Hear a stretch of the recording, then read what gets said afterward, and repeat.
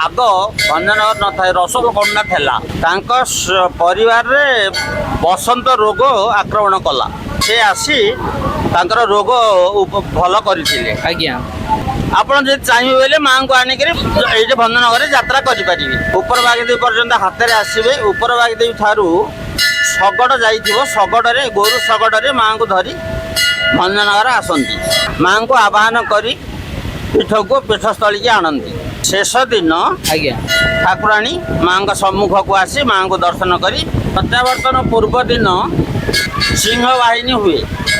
सिंह उपर माँ विजय करती। माँ व्याघ्रदेवी होउछंती भंज वंशर इष्टदेव घरर इष्टदेवी। आज्ञा केते दिन माँ अपूजा रही। आज्ञा फुलाट ग्रामर विशिष्ट लोग क्या स्वप्नादेश हो माँ बाउंश नटी भितर थिले। नमस्कार दर्शक बंधु आपण समस्त को आम चैनल को स्वागत। आज आम जानिबा भंजनगर ठाकुराणी यात्रार सबुठारु महत्वपूर्ण अध्याय माँ व्याघ्रदेवी अद्भुत इतिहास दुई भौणी मिलन एवं एही ऐतिहासिक यात्रार दिव्य परंपरा। दर्शक बंधु भंजनगर ठारू प्राय 8 किलोमीटर दूर रे अवस्थित ऐतिहासिक कुलाड एवं एठारे विराजमान करुछंती माँ व्याघ्रदेवी। माँ को बागदेवी बोली मध्य कुहा जाए। दर्शक बंधु माँ व्याघ्रदेवी घुमुसर अंचलर अत्यंत प्रसिद्ध और आराध्य देवी। लोककथा अनुजाई कवि सम्राट उपेन्द्र भंज एही पीठरे साधना करी माँ को कृपारू काव्य प्रतिभा लाभ करथिले। दर्शक बंधु परंपरा अनुजाई भंजनगर माँ ठाकुराणी और माँ कुलाडर माँ व्याघ्रदेवी को दुई भौणी बोली माना जाए। एही यात्रा रे दुई भौणी मिलन ही सबुठारु बड़ आकर्षण। यात्रा आरंभ रे भंजनगर यात्रा कमिटी और भक्त माने सुसज्जित शगड़ नहीं कुलाड मंदिर को जाती।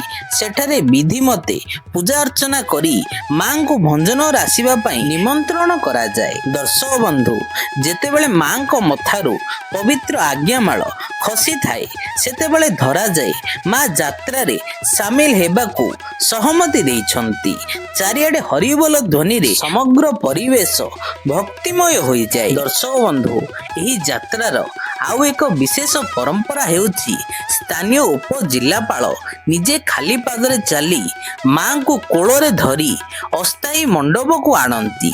एही दृश्य अत्यंत भावपूर्ण और आध्यात्मिक। दर्शक बंधु यात्रार 21 रु 25 दिन पर्यंत दुई भौणी सहरर विभिन्न साही और गलिकंदी परिक्रमा करती। एहाकू नगर भ्रमण बोली कुहा जाए। दर्शक बंधु यात्रार शेष रे माँ व्याघ्रदेवी विदायर पर्व हुए। एहाकू माँ को शाशुघर बाहुड़ा बोली कुहा जाए। भक्त माने अश्रुर नयन रे माँ को विदाय दियंती। देखंतु दर्शक बंधु एहा हेउची माँ व्याघ्रदेवी पवित्र शगड़। एही शगड़ केवल एक गाड़ी नुहे यह हेउची भक्ति और परंपरार प्रतीक। प्रति 3 वर्ष रे थरे माँ को ही शगड़े विराजमान करी कुलाड पीठरू भंजनगर को अणा जाए। चारिआडे घंट मृदुंग हरिबोल ध्वनि रे परिवेश प्रकंपित हेउथाए। सतरे दर्शक बंधु माँ को ही शगड़ यात्रा समग्र भंजनगर को भक्तिमय करि देइथाए। दर्शक बंधु कुहा जाए माँ को ही पवित्र शगड़ को श्रद्धार सह दर्शन कले माँ को असीम कृपा लाभ हुए। सेतिपे माँ को शगड़ दर्शन करिबा पई दूर दूरांतररू भक्त माने आसी थांती। दर्शक बंधु भंजनगर ठाकुराणी यात्रार शेष दिन माँ को मिलन समय अत्यंत भावपूर्ण और आध्यात्मिक होइथाए। प्रथमे माँ दक्षिण गाली पटुआर सह नाची नाची आगो को आसंती माँ व्याघ्रदेवी। सेठी माँ दक्षिण गाली और माँ व्याघ्रदेवी प्रथम मिलन होता है। तापर माँ पंच ठाकुराणी धीरे धीरे करी माँ व्याघ्रदेवी आग को आसंती। भक्त माने हाथ जोड़ी माँ को ही दिव्य मुहूर्त को दर्शन करिथांती। तापर दर्शक बंधु पंच ठाकुराणी निज निज आस्थान को फेरी जाती। आ माँ व्याघ्रदेवी पुणी फेरी जाती कुलाड को। दर्शक बंधु एबे आमे पहुंचीचु माँ व्याघ्रदेवी अस्थायी पीठरे। चारिआडे भक्तों गहली ଘଣ୍ଟ ଧ୍ୱନି ଧୂପ ଦୀପର ସୁଗନ୍ଧ ସମଗ୍ର ପରିବେଶ ଭକ୍ତିମୟ ହୋଇଯାଉଛି।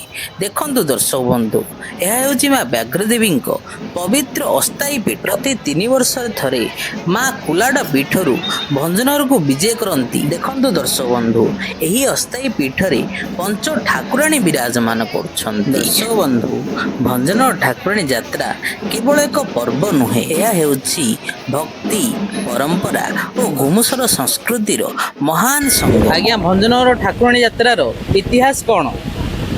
ଆଗ ଭଞ୍ଜନଗର ନଥାଏ, ରସଲକୋଣ୍ଡା ଥିଲା। ଆଜ୍ଞା ରସଲକୋଣ୍ଡାରେ ରସଲ ସାହେବ ବୋଲି ଜଣେ ବ୍ରିଟିଶ କର୍ମଚାରୀ କଲେକ୍ଟର ପାୱାରରେ ଥାଆନ୍ତି। ଆଜ୍ଞା ତାଙ୍କ ପରିବାରରେ ବସନ୍ତ ରୋଗ ଆକ୍ରମଣ କଲା। ବସନ୍ତ ରୋଗ ଭଲ କରିବା ପାଇଁ ଆମର ସେହି ସମୟରେ ଯେଉଁ ପୂଜକ ଥିଲେ ସେ ମହାତାନ୍ତ୍ରିକ ଥିଲେ, ତ ସେ ଆସି ତାଙ୍କର ରୋଗ ଭଲ କରିଥିଲେ। ଆଜ୍ଞା ତେଣୁ ସେ ପଚାରିଲେ ତତେ କ'ଣ ଦରକାର ବୋଲି। ଇଏ କହିଲେ ଯେ ଆପଣ ତ କଲେକ୍ଟର, ଆପଣ ଯଦି ଚାହିଁବେ ବୋଇଲେ ମାଆଙ୍କୁ ଆଣିକରି ଏଇଠି ଭଞ୍ଜନଗରରେ ଯାତ୍ରା କରିପାରିବେ। ଆଜ୍ଞା ଯାତ୍ରା କଲେ ଭଲ ହେବ ଆଉ ବୋଲିବାରୁ ସିଏ ତାଙ୍କର କଥା ଅନୁଯାୟୀ ରସଲ ସାହେବ ନିଜେ ପାୱାର ଖଟେଇ ମାଆଙ୍କୁ ଆଣି ଭଞ୍ଜନଗରରେ ଯାତ୍ରା କରେଇଲେ। ଆଜ୍ଞା ସେଇ ଯାତ୍ରା ରସଲ ସାହେବ ଠାରୁ ପ୍ରତି 3 ବର୍ଷକ ଥରେ ଭଞ୍ଜନଗର ଆଣି ଯାତ୍ରା କରନ୍ତି। ଯାତ୍ରାରେ ମାଆଙ୍କ ସେଇଠୁ କୋଲାଡରୁ ମୂର୍ତ୍ତି ବିଜେ ପ୍ରତିମା ତିଆରି ହୁଏ। ତାକୁ ପ୍ରାଣ ପ୍ରତିଷ୍ଠା ହେଇସାରିଲା ପରେ ଶଗଡ଼ରେ ଉପର ବାଗଦେବୀ ପର୍ଯ୍ୟନ୍ତ ହାତରେ ଆସିବେ। ଉପର ବାଗଦେବୀ ଠାରୁ ଶଗଡ଼ ଯାଇଥିବ, ଶଗଡ଼ରେ ଗୋରୁ ଶଗଡ଼ରେ ମାଆଙ୍କୁ ଧରି ଭଞ୍ଜନଗର ଆସନ୍ତି। ଆଜ୍ଞା ଭଞ୍ଜନଗରର ଠାକୁରାଣୀ ମନ୍ଦିର ଯେଉଁଠି ଅଛନ୍ତି, ଠାକୁରାଣୀ ମନ୍ଦିରଠି ମା ବିଶ୍ରାମ କରନ୍ତି। ସେଇଠି ଠାକୁରାଣୀ ମନ୍ଦିରକୁ ଶୁଭ ମୁହୂର୍ତ୍ତ ଦେଖି ଭଞ୍ଜନଗରର ସବ୍ କଲେକ୍ଟର ଆଉ ବିଧାୟକ ଉଭୟ ଯାଇ ମାଆଙ୍କୁ ଆବାହନ କରି ପୀଠକୁ ପୀଠସ୍ଥଳୀକି ଆଣନ୍ତି। ପୀଠସ୍ଥଳୀରେ ବସିଲା ପରେ ପଞ୍ଚାମୃତ ମାଘ ସ୍ନାନ ହୁଏ। ମାଘ ସ୍ନାନ ପଞ୍ଚ ସ୍ନାନ ପରେ ବାଳଭୋଗ, ବାଳଭୋଗ ପରେ ଅନ୍ନଭୋଗ, ଅନ୍ନଭୋଗ ପରେ ବଡ଼ ସିଙ୍ଗାର ଭୋଗ, ତାପରେ ପହଡ଼। ପ୍ରତିଦିନ ସକାଳୁ ଆଉଥରେ ଅବକାଶ, ବାଳଭୋଗ, ପହଡ଼, ପ୍ରତିବାର୍ତ୍ତନ ଏଇ ଟାଇପ୍ର ମାଆଙ୍କ ପ୍ରତିଦିନ ନୀତିକାନ୍ତି ହୁଏ। ହୁଏ। କେତେ ଦିନ ଧରି ମାଆଙ୍କ ଏଇ ଯାତ୍ରା ଚାଲିବ? 21 ଦିନ ଠାରୁ ଉର୍ଦ୍ଧ୍ୱ। ଆଜ୍ଞା 24 ଦିନ 25 ଦିନ ବାର ଦେଖି ତିଥି ଦେଖିକିରି କରାଯାଏ। ଆଚ୍ଛା, ମାଆଙ୍କ ନାମ ଏଠି ବ୍ୟାଘ୍ରଦେବୀ। ବ୍ୟାଘ୍ରଦେବୀ, କୁଲାଡ ବ୍ୟାଘ୍ରଦେବୀ। କୁଲାଡ ବ୍ୟାଘ୍ରଦେବୀ ମା। ଏଇଟା ଠାକୁରାଣୀ ଭଞ୍ଜନଗର ଠାକୁରାଣୀଙ୍କର ଯାତ୍ରା। ଆଜ୍ଞା ଘୁମୁସର ଅଧିଷ୍ଠାତ୍ରୀ ଦେବୀ ବ୍ୟାଘ୍ରଦେବୀ। ତେଣୁ ସମ୍ମାନର ସହିତ ତାଙ୍କ ବ୍ୟାଘ୍ରଦେବୀଙ୍କୁ ନିମନ୍ତ୍ରଣ କରି ଆଣି ଆଜ୍ଞା। ସାଥିରେ ଧରି ଯାତ୍ରା କରନ୍ତି। ଯାତ୍ରା ଆରମ୍ଭ ହେଉଛି। ଯାତ୍ରା ଆରମ୍ଭ ହୁଏ। ଶେଷ ଦିନ ଆଜ୍ଞା ଠାକୁରାଣୀ ମାଆଙ୍କ ସମ୍ମୁଖକୁ ଆସି ମାଆଙ୍କୁ ଦର୍ଶନ କରି ମୁଣ୍ଡିଆ ମାରି ଉଭୟଙ୍କର ଭେଟ ହୋଇ ଓ ମା ପ୍ରତ୍ୟାବର୍ତ୍ତନ କରନ୍ତି। ବ୍ୟାଘ୍ରଦେବୀ ଆଉ ଠାକୁରାଣୀଙ୍କ ଭେଟ ହେଲା ପରେ ମା ପୁଣି ଆଉଥରେ ଶଗଡ଼ରେ ବସି ପ୍ରତ୍ୟାବର୍ତ୍ତନ ନାଇଁ, କରନ୍ତି। ଖାନ୍ଦାରେ ଗଲା ଆଡ଼ୁ ପ୍ରତ୍ୟାବର୍ତ୍ତନ ସମୟରେ ବିମାନରେ ହିଁ ଖାନ୍ଦାରେ ଯିବେ। ଆଜ୍ଞା ଆଜ୍ଞା ଆଉ ଗୁରୁବାର ଦିନ ଆଜ୍ଞା ମାଆଙ୍କ ଯେହେତୁ ଗୁରୁବାର ବିଶ୍ରାମ- ଦିନ ବିଶ୍ରାମ କାହିଁ କରାଯାଉଛି ବୋଇଲେ, ଗୁରୁବାର ଦିନ ତାଙ୍କର ଗୋଟେ ପୂଜା ଅଛି। ସେ ପୂଜା ସକାଶେ ମାଙ୍କର ଗୁରୁବାର ଦିନ ବିଶ୍ରାମ କରାଯାଏ। ଆଜ୍ଞା ଆଜ୍ଞା ଏଇ ଟାଇପ୍ର ସବୁ ମାଆଙ୍କ ନୀତିକାନ୍ତି ଚାଲିଛି। ପ୍ରତ୍ୟାବର୍ତ୍ତନ ପୂର୍ବ ଦିନ ସିଂହ ବାହିନୀ ହୁଏ।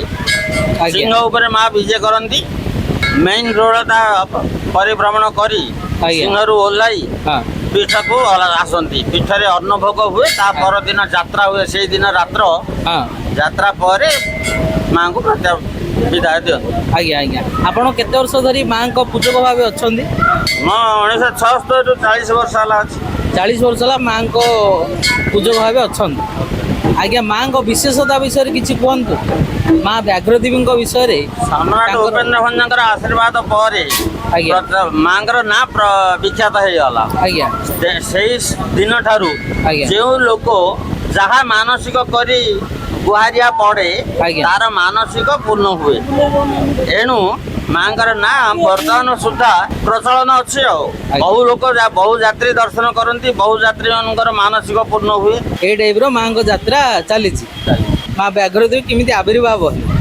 ମା ବ୍ୟାଘ୍ରଦେବୀ ହେଉଛନ୍ତି ଭଞ୍ଜ ବଂଶର ଇଷ୍ଟ ଦେବୀ। ଘରର ଇଷ୍ଟ ଦେବୀ। ଆଜ୍ଞା ଭଞ୍ଜବଂଶ ଧ୍ୱଂସ ବ୍ରିଟିଶ ସହିତ ଯୁଦ୍ଧ ହୋଇ ଭଞ୍ଜବଂଶ ଧ୍ୱଂସ ହେଲା ପରେ କେତେ ଦିନ ମା ଅପୂଜା ରହିଛନ୍ତି। ଆଜ୍ଞା ବ୍ରିଟିଶ ତ ପୂଜା କରନ୍ତିନି, ଅପୂଜା ରହି ପୁଣି କୁଲାଟ ଗ୍ରାମର ବିଶିଷ୍ଟ ଲୋକରୁ କାହାକୁ କାହାକୁ ସ୍ୱପ୍ନାଦେଶ ହୋଇ ସେମାନେ ମାଙ୍କୁ ମନ୍ଦିର ପ୍ରତିଷ୍ଠା କଲେ।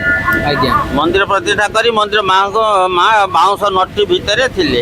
ଆଜ୍ଞା ତାଙ୍କୁ ଆଣି ମାଙ୍କ ପ୍ରତିଷ୍ଠା କରି ମନ୍ଦିର ହରା ତିଆରି କଲେ। ଆଉ ଏହି ପ୍ରକାର ମା ଆବିର୍ଭାବ ହେଇଥିଲେ।